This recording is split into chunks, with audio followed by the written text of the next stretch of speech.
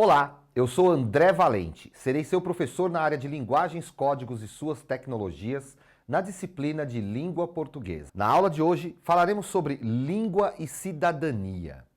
Qual é a relação entre esses dois conceitos? De que forma podemos utilizar a língua que falamos para exercer cidadania? Essas e outras questões. Vamos lá? Segundo Aristóteles, abre aspas, a razão pela qual o homem, mais do que uma abelha ou um animal gregário, é um ser vivo político em sentido pleno, é óbvia. Só o homem, de entre todos os seres vivos, possui a palavra. O discurso serve para tornar claro o útil e o prejudicial, e, por conseguinte, o justo e o injusto. Pois é, Aristóteles escreveu isso na sua Poética, 4 séculos antes de Cristo.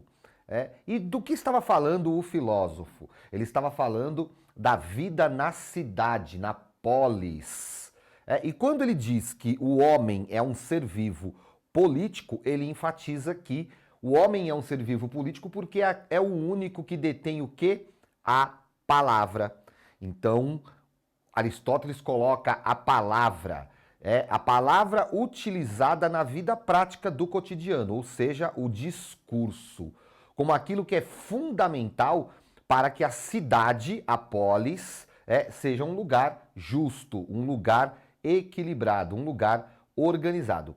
Então, aí nós vemos o quanto essa questão da aula de hoje é super importante, ou seja, o quanto a língua, a linguagem, a forma como nós falamos, como nós nos comunicamos, é essencial para que a gente possa exercer o quê? A cidadania.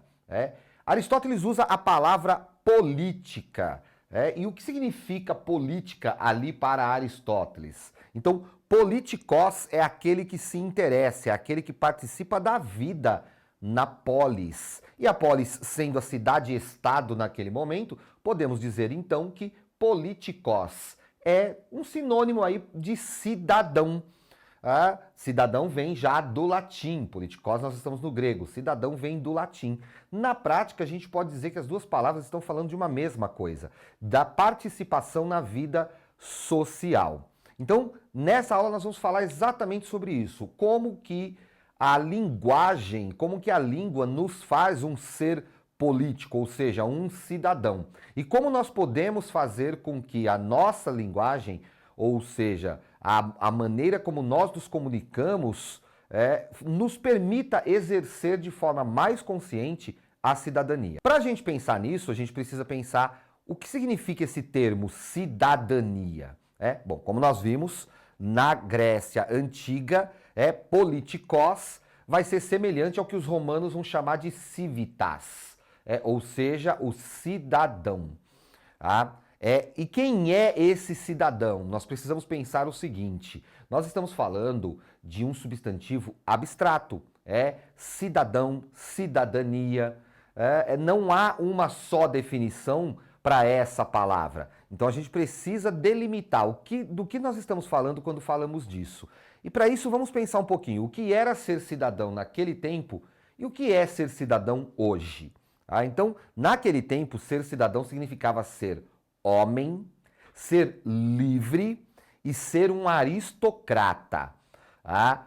Ou seja, as mulheres estavam excluídas, os escravos estavam excluídos, e aqueles que não pertenciam à alta elite daquela sociedade, que é chamada de aristocracia, também estavam excluídos, não tinham o direito ao voto, à cidadania. Ou seja, eles não tinham o que o cidadão tem, que é o poder de decisão sobre os assuntos da polis, da cidade. Uma outra coisa importante é que, naquele contexto, exercer a cidadania significava colocar o coletivo, ou seja, o interesse da polis, da cidade, acima do individual. Quem fazia o contrário, tendo poder para fazer isso, sabe como é que era chamado? O indivíduo que tinha poder para tomar decisões na polis, mas preferia ficar ali, eu não quero participar disso não, eu não vou me meter, eu não vou discutir. Ele era chamado de idiotes. Então, o idiotes era o cidadão, ou seja, o homem livre, aristocrata, com direito de participar das discussões, mas que não fazia isso porque não queria se envolver. Era o idiotes, que deu origem ao termo idiota. Esse idio significa aquilo que é meu, aquilo que faz parte de mim. Então, o idiotes era aquele que ficava fechado em si mesmo, ou seja, colocava o individual acima do coletivo. E na atualidade, o que é o termo cidadania? O que significa isso? Bom, ele passou por várias transformações, como nós não estamos aqui para falar da história da cidadania, mas para pensar nesse termo e como a gente utiliza a linguagem em relação a ele, nós vamos dar esse salto, vamos falar aí como nós, na atualidade, entendemos o termo cidadania. Bom, quando eu falo atualidade, eu estou pensando no mundo a partir mais ou menos da década de 1970. Você deve se lembrar de ter estudado aí em algum momento que na década de 60 o mundo passou por várias revoluções, revolução cultural, revoluções políticas, sociais, mudanças de costumes, questionamentos. Pois é, esse momento de grande efervescência cultural mudou o conceito de cidadania. Então, cidadania passa a significar a garantia de direitos. É ali mais ou menos na década de 60 que essa palavra volta a ter um grande sentido, a palavra direito, a noção de direito, ou seja, aquilo que cabe a mim, aquilo que eu posso receber, aquilo que é meu. Então, os direitos civis, os direitos políticos e os direitos sociais. É naquele contexto que vai se reforçar a ideia de Estado democrático de direito. Ou seja, um Estado que garanta a todas as pessoas que fazem parte desta sociedade os mesmos direitos. E é o princípio da equidade, que é um princípio aristotélico, mas que teve que ter uma certa atualização aí para os tempos atuais, que é a ideia de garantir a igualdade de direitos respeitando as diferenças. Na época de Aristóteles, ele usava o princípio da isonomia ou da equidade para dizer que era por isso que os escravos não tinham certos direitos e os senhores tinham, porque os escravos e os senhores eram diferentes, então os direitos eram garantidos para os iguais. Nós tivemos que reatualizar o conceito de igualdade e de entender que todas as pessoas dentro de um Estado são iguais e que têm os mesmos direitos, respeitando as suas diferenças. Agora é a hora da tirinha.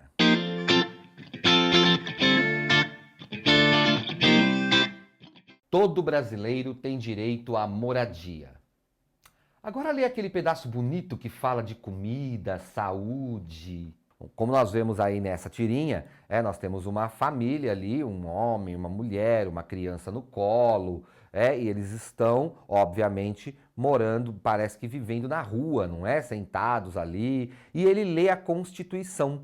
E ele lê o artigo 6º da Constituição, que é o artigo que garante os direitos sociais. E um dos direitos sociais que está na Constituição, nesse artigo 6º, é o direito à moradia.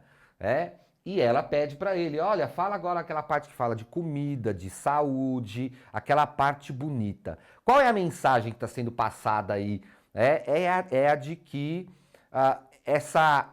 esse texto que está na Constituição é como se fosse um romance, ou seja, uma obra de ficção.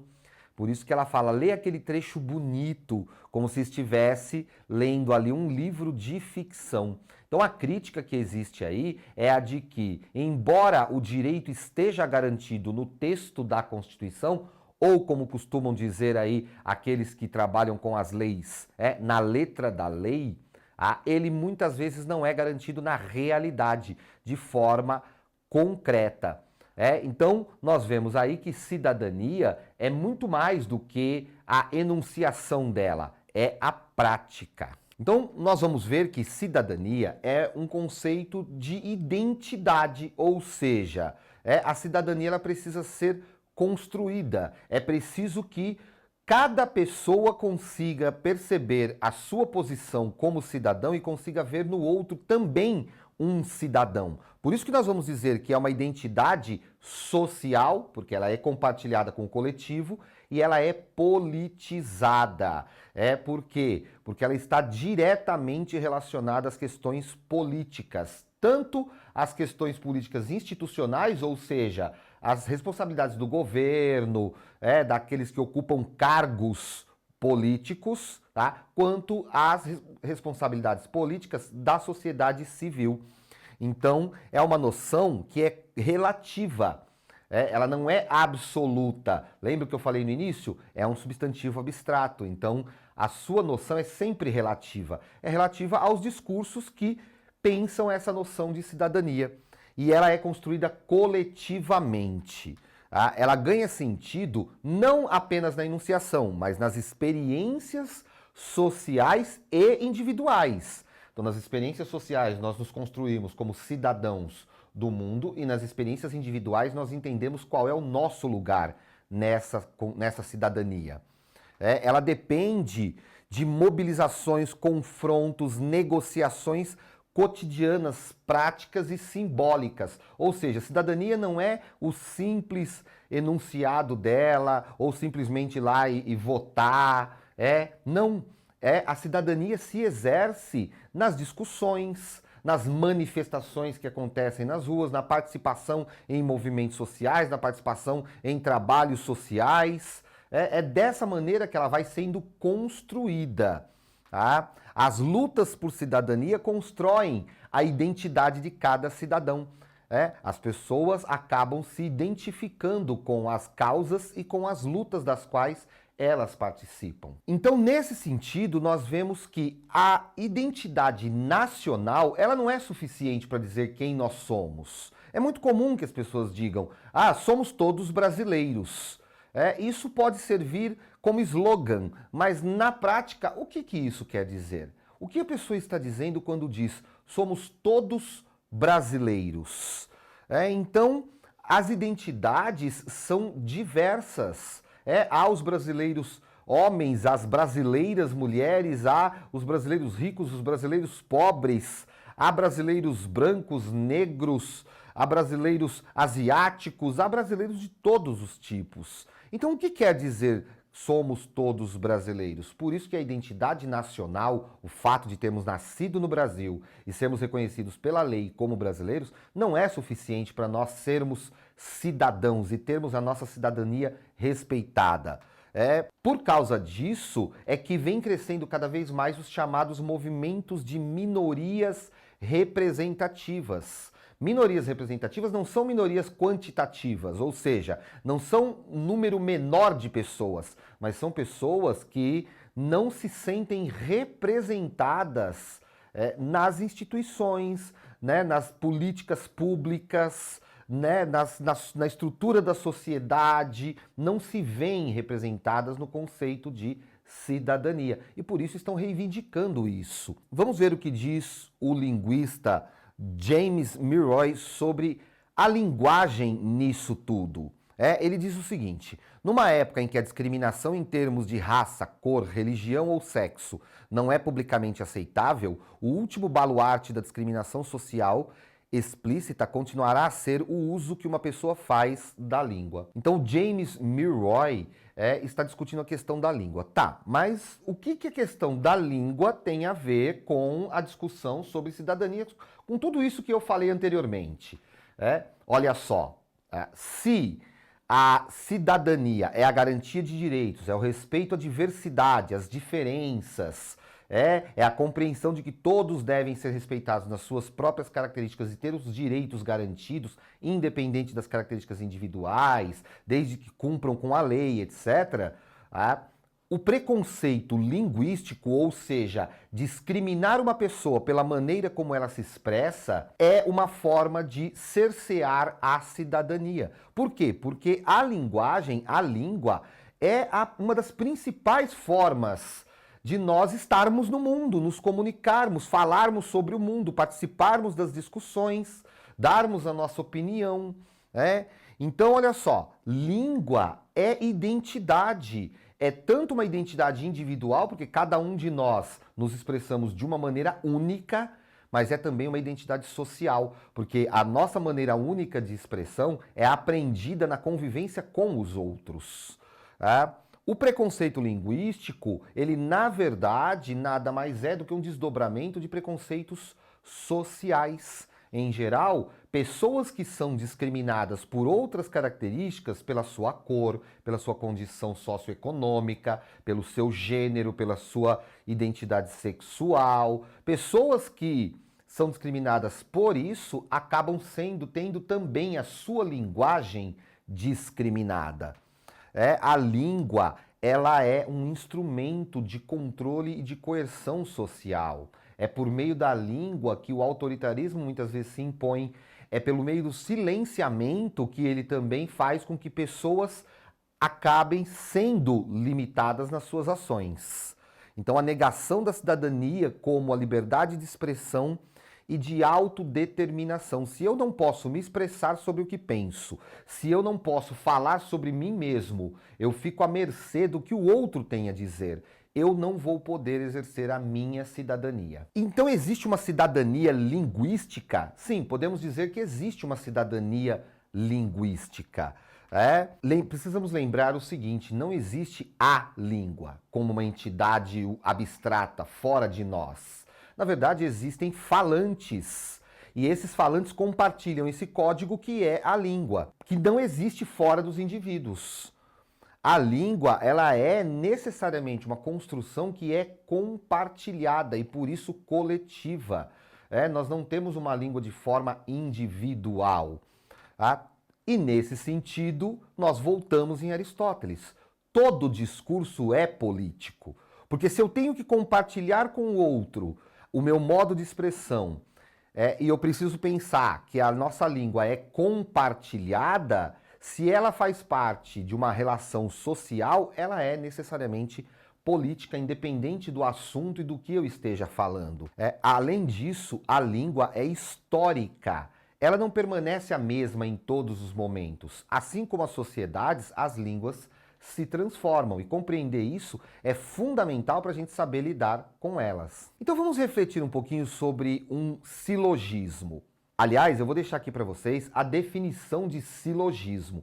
Depois você dá uma olhadinha aí, tá? Olha só, se a língua é uma identidade individual e social, e se os indivíduos em sociedade constituem-se como cidadãos, negar aos indivíduos o uso livre da língua é negar-lhes a identidade.